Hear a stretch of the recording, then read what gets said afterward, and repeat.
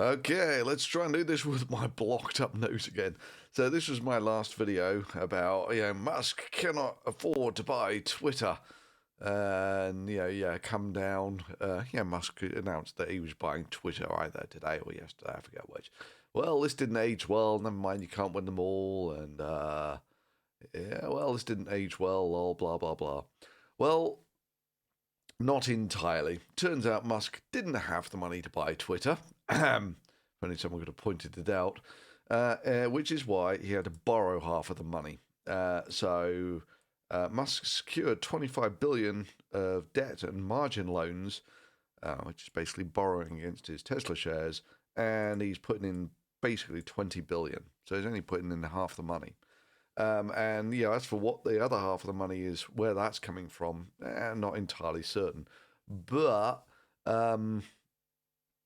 usually if people lend you money, they expect to get money for that. They're not going to give you $25 billion for nothing. So, all Musk's, chest beating about, he doesn't care about the finances. Well, yeah, but I'm pretty sure that the people who loaned you the money do. Let's take a look at what effect Musk buying Twitter had on the stock price. So what are we at? This is the stock price for today, which it looks like it kind of dropped today. Let's take a look at the 5-day. So, it built up whilst there was all banter of him buying it. Then the price dropped, and he's paying about this much for it. So the price has dropped again since he said he's going to buy it. But more interestingly, maybe, so if you actually blow this up and take a look at, roughly how much has Twitter's value changed over the day, you're talking a few percent. Not really that much. However, if we come and take a look at Tesla stock over the last day, this is 5 days we're on here, so this is and Elon announces he's buying Twitter, and you take a look at the numbers here. It's wiped 10%. It was trading at about 1,000 before, and now it's trading at about 900. Market cap of Tesla is about what used to be $1 trillion. Now it's 900 billion. So it's wiped $100 billion off the stock price of Tesla, and he spent, what was it, 20, maybe. Now, as you will know if you've watched this channel before, this is probably 100 times overvalued. So buying anything with money that you get from Tesla stock is a bloody fantastic use of money. But honestly, I'm not entirely sure it was ever Musk's plan to actually buy Twitter. This was maybe the sort of Trump maneuver that he basically did it for the free publicity and to grab attention, and in the end ended up winning, then had to be president. I'm not entirely sure Musk ever wanted to buy Twitter. In that, all this sort of chest beating about sort of free speech and such like, was that really ever Twitter's problem?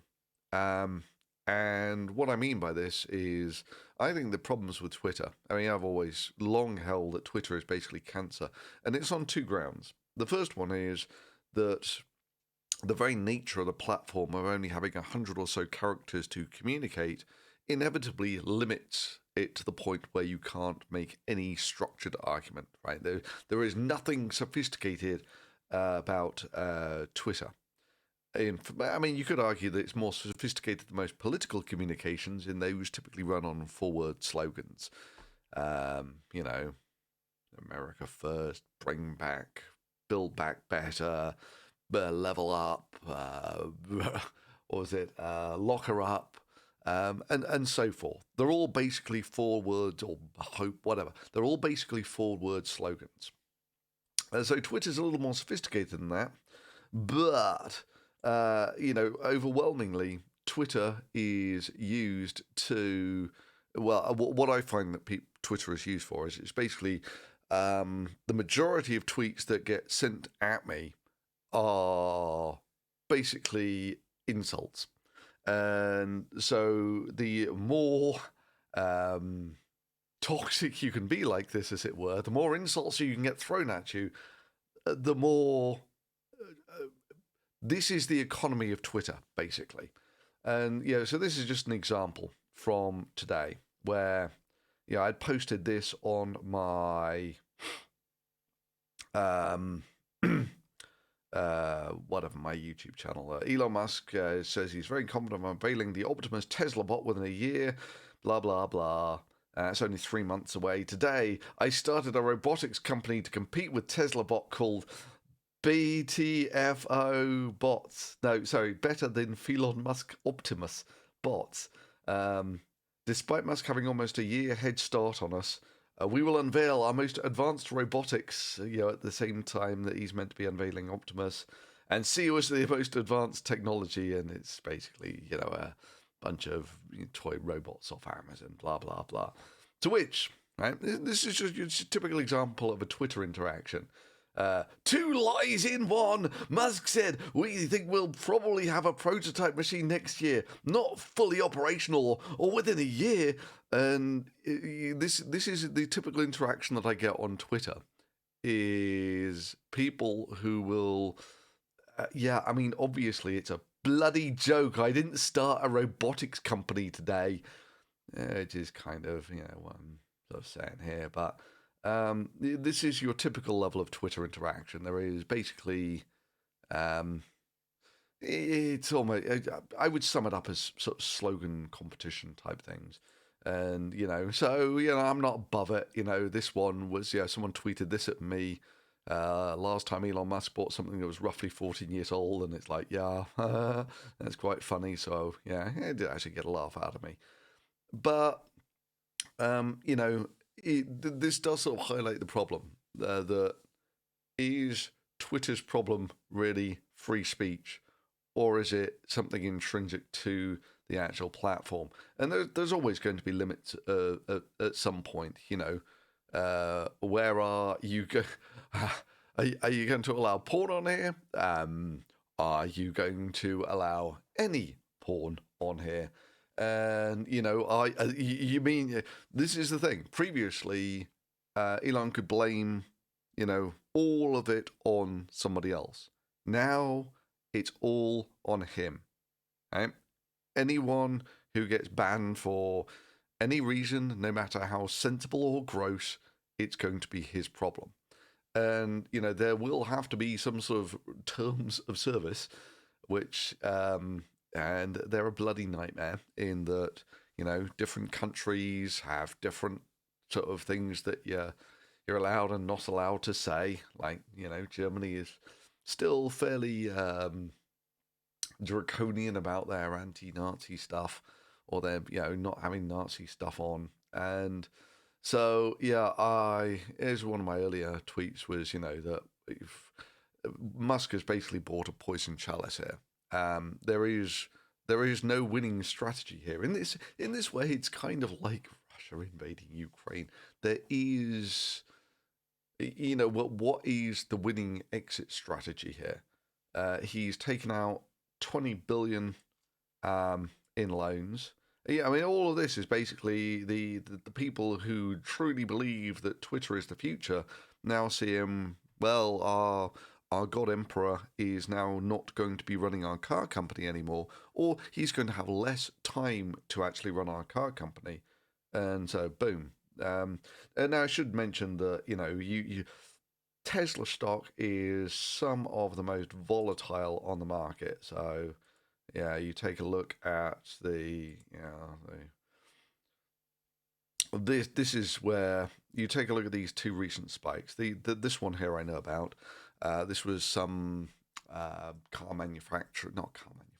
rental company said they were putting in some huge order for Teslas, which turned out not to be what everyone thought it was, so it went back down again. And this was him opening one of the factories in Europe, so it spiked again. and then not a lot happened. But to lose this much value in the stock overnight is largely unheard of. You don't sort of wipe out 10% of your stock value. Even these other dips, they're actually some of these are one day to the next. That's one day.